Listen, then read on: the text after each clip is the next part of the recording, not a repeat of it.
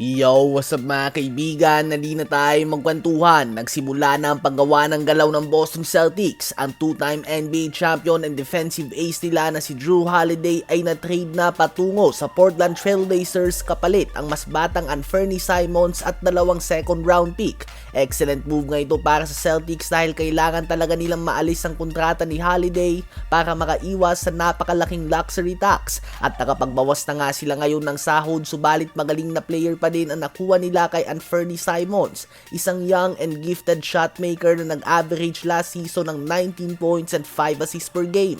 Hindi man siya kasing galing ni Holiday na defender, subalit mabibigyan niya nga ang Celtics ng offensive firepower na much needed dahil sa injury ni Jason Tatum. Isa pa ay 26 years old pa lamang ito at papasok pa lamang sa kanyang prime, habang si Holiday nga ay nakita na natin na nag-decline last playoffs. Ang tanong ko lang nga dito ay bakit nga ba ito ginawa ng Portland Trail Blazers mga kaibigan na nagpapakita ng maganda sanang rebuild kasama si Deni Avdija.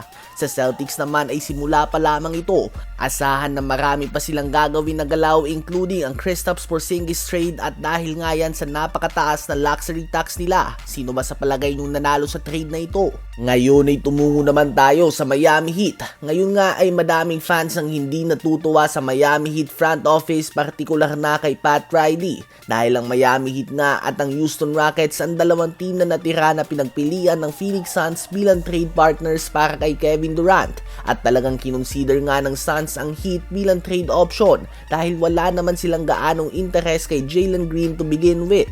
Ganun pa man, ayaw ngang bitawan ng Miami Heat si Kelly Oubre, kaya naman ayon kay Shams ng ESPN, ang hiningi na lamang ng Phoenix Suns ay isa lamang kay Jaime Jaquez Jr., Nikola Jovic, Haywood Highsmith at ang number 20 pick.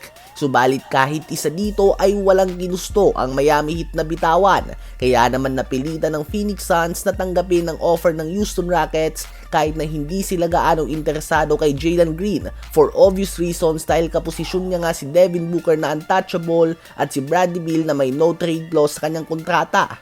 Ang tanong ngayon ay sino lang ba ang handa ang Miami Heat na bitawan para sa isang 4-time scoring champion na hindi pa naman nagde-decline kung pagbabasehan natin ang kanyang stats, kung hindi nga sila willing bitawan ang isa kay Kelly Oubre, Jaime Jaquez Jr., Highsmith, Nikola Jovic at ang number 20 pick. Dito nga naguguluhan ng mga fans ng Heat at hindi natutuwa dahil mababa na nga daw ang presyo ng Suns kay KD, subalit masyado pang matigas si Pat Riley. At ngayon nga ay malakas ng tsansa na papasok sila sa 2025-2026 NBA season na walang matinong star na pwedeng ikutan ng team, at taasa na naman sa mga ide-develop ni Coach Erik Spoelstra na bagamat solid players naman ang mga ito, ang ending ay maswerte na nga kung makaabot sa first round ng playoffs. Ano ba ang masasabi nyo tungkol dito?